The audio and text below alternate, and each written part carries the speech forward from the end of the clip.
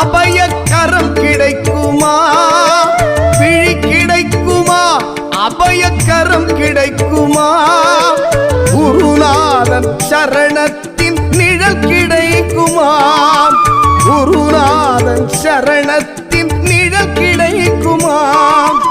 அலை மீது அலையாக துயர் வந்து சேரும் போது அஞ்சாதே எனும் குரலை செவி கேட்குமா? அலை மீது அலையாக துயர் வந்து சேரும் போது அஞ்சாதே எனும் குரலை செவி கேட்குமா?